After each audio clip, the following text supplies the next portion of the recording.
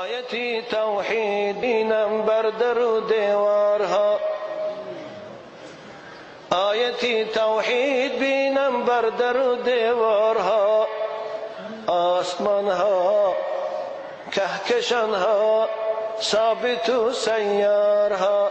این آسمان و این کهکشان که بعضی ثابتند بعضیش در حرکتند، همینها دلیل بر وحدانیت خدا هم.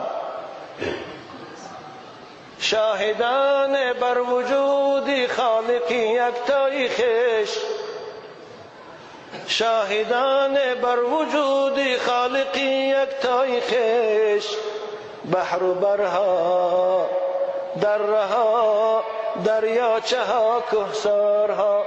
بحر ببین با اون عظمتی کلانیش، اون دشته ها و بیابان ها رو ببین با اون فراخیش، این دره ها رو ببین بیناشان دراه شده است، میریم زندگی ما رو پیش میبریم. اون دریاچه ها رو ببین و یاره کی ساخت. شاهدان بر وجود خالق یکتای خویش، بحر و برها درها دریاچه ها کهسارها.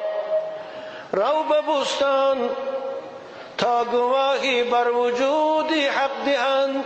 یک بار باغ رو تماشا کن، یک بار باغ مدنیت رو، یک بار باغ پارک عینی و سامانی رو تماشا کن. چشت کشا ای فاسق بدبخت، ای منکر خدا و پیغمبر. رو به بستان تا گواهی بر وجود حق دهند، بیدها گلها علفها سرو و اسپیدارها.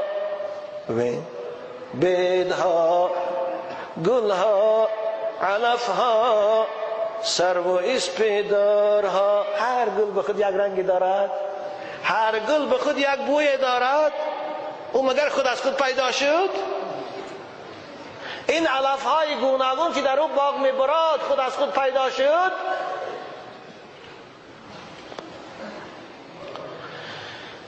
چیست این زیبایی اندر فصل زیبایی بهار؟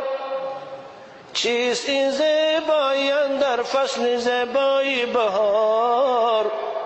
در بیابانها چمنها جنگل و نیزارها. ببینید بهار تمام طبیعت از نو زنده بشود.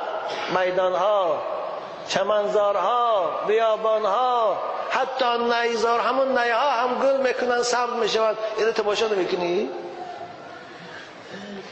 چیست این زیبایی اندر فصل زیبایی بهار؟ در بیابانها چمنها جنگل و نیزارها. کیست نقاشی طبیعت کین همه نقشی بدیع؟ کیست نقاشی طبیعت کین همه نقشی بدیع؟ جز خدای حی سبحان کس کند این کارها. جز خدای حی سبحان کس کند این کارها. صد گواهی بر وجود و حکمت و علمش دهند، ذره ها و سلول ها و اتم ها بارها. این ذره ها، ذریات های فیلیسی مونیسی، این سلول ها، این اتم ها، همینها شاهد آنند که اونها خالق دارند، آفریدگار دارند، نامش الله است. از اتم تا کهکشان ها تا سحابی ها همه، از اتم ها تا کهکشان ها تا سحابی ها همه، بنده حقند و فرمان بر نخود مختارها. بنده حقند و فرمان بر نخود مختارها. همینها خدمت خدا رو میکنند، همینها فرمان بردار امر خدا هستند.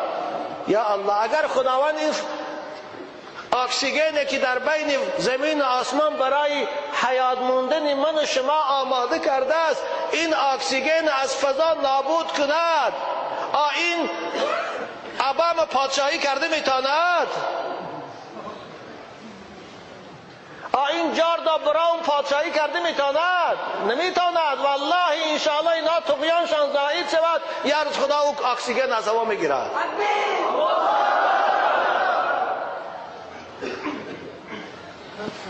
از اتم تا کهکشانها تا صحابی ها همه بنده حقند و فرمان بر نه خود مختارها، نه خود مختار نیستند، فرمان بر خدا هستند.